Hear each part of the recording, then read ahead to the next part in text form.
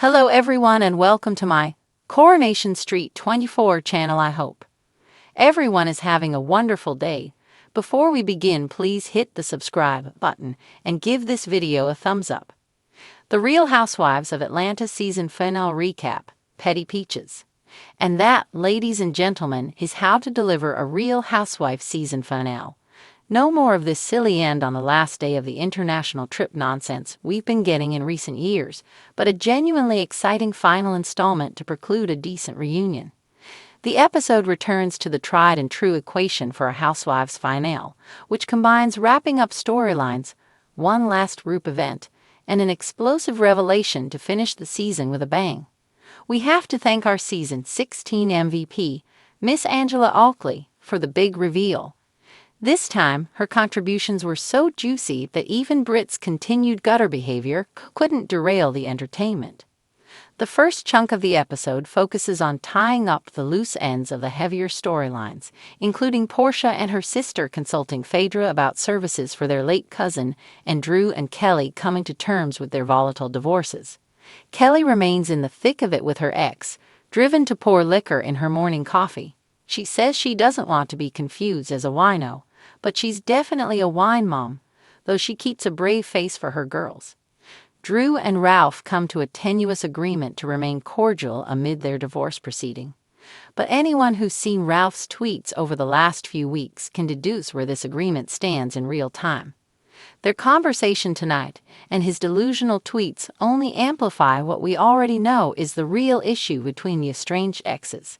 Ralph's ego is as inflated and fragile as a latex balloon. When you Google Ralph Pittman, the search engine identifier is literally Drew Sidora's husband.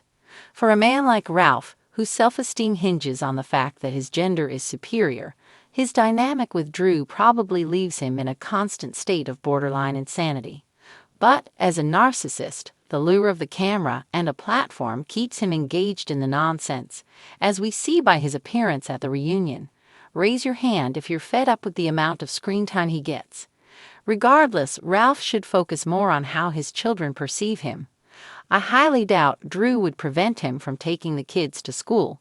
Conversely, she would probably be ecstatic for the help, and less on how the world perceives him. Meanwhile, Shamia hosts a showcase to bolster her music career. Though it's a bit unserious with the energy of an adult dance recital, I respect her dedication, and I definitely will not stand by Britt, who couldn't even afford to feed her guests at the one event she hosted this season. Talking down on the showcase, Drew's commentary, on the other hand, was fabulously petty as the other singer in the group. Britt's horrible attitude throughout the episode and her dirty fighting at Shamia's performance summarizes why she'll be remembered as a walking liability in the canon of one-and-done housewives.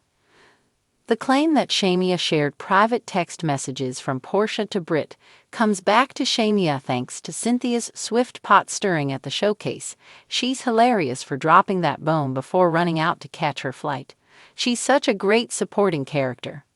When Shamia, who adamantly asserts that she never showed the texts, confronts her, Britt goes from defending herself to accusing Shamia of neglecting her sick child. It's another instance of Britt crossing the line because she can't handle the heat of an argument.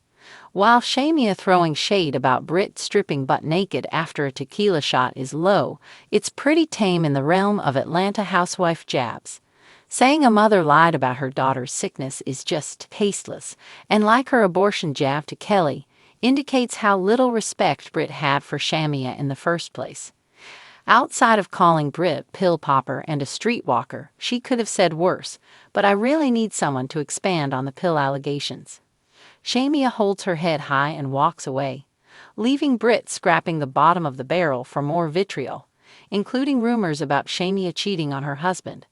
Their fight continues during the drama-filled second half of the episode at Angela's charity gala for the Charles Oakley Foundation, where Britt once again can't take the heat and walks out before filming finishes, hypocritically calling her castmates lowlifes.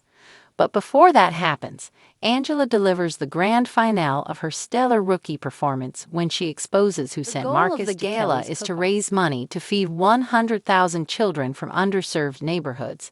But in the context of the show, The goal of the event is to cap off the season with Angela's big reveal.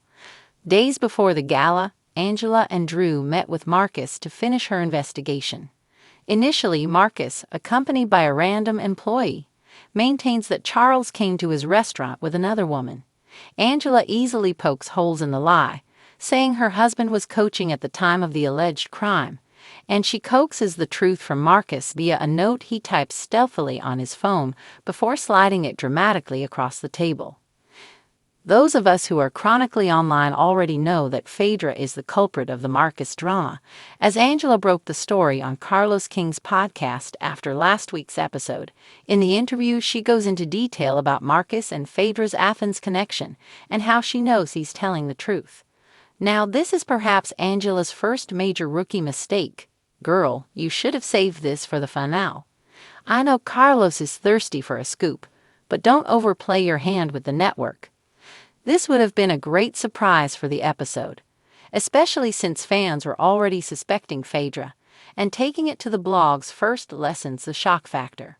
Other than that, Angela handles the reveal like a pro, waiting until after the important part of the gala concludes to switch into housewife mode. Angela drops the news to the group flawlessly, dangling the identity of the offender like a carrot as she makes a hypothetical case for her suspects. She casts suspicion first on Britt because of their tumultuous relationship, then on Kelly since it happened at her event, before dropping the tea. Enlisting the only other castmate theatrical enough to pull off such a stunt, Angela asks Drew to bring Marcus out as if we're in an episode of Jerry Springer. At the sight of Marcus on Drew's arm, Charles transports us back to the 1980s Chicago Stadium, where he would guard Michael Jordan so fiercely that he earned his enforcer nickname. This time, it's his marriage he protects, with all 6 feet 9 inches of him fending off the troublemaker before he can get a word in edgewise. The women sit back with their popcorn as Angela eventually wrangles Charles to be amenable enough to hear Marcus out. Watching her strong-arm her notoriously non-nonsense husband into stubborn docility was the final evidence I needed to come around as an active supporter of their marriage. Although Angela's therapy session cryptically confirmed he had broken her trust in the past in a major way, she never specifies if there was infidelity. It must take a tough woman to mitigate the man known as the oak tree, and Angela is no punk. His coldness isn't a trait I would accept in my own partner, but I can see why they're a match. We'll witness more of an activated Charles at the reunion when Mr. and Mrs. Enforcer take on the rest of the cast, but for now, after Charles backs down, Marcus exposes Phaedra's involvement. Phaedra, who wouldn't know the truth if it hit her on the head during one of her Reiki sessions, scoffs at Marcus calling her the godfather of Atlanta. In her confessional, Phaedra says that though she's an easy target, she has no motivation to ruin Angela's marriage. While this is true, let's run back all the clips of her unnecessarily talking shit about Angela, a woman she claims she didn't know existed, without motivation. According to Marcus, Phaedra used a middleman to pay him off with an envelope of cash, which sounds dramatic but contrary to what Britt said. An anonymous paper trail is probably harder to track these days than using anything electronic. What is far-fetched is Marcus's claim that their middleman's name is Junebug, to which Portia gives us the best-timed RHOA call back in her confessional, saying, "You know what? This is all a scheme that Todd set up. I haven't laughed this hard at a RHOA finale in years."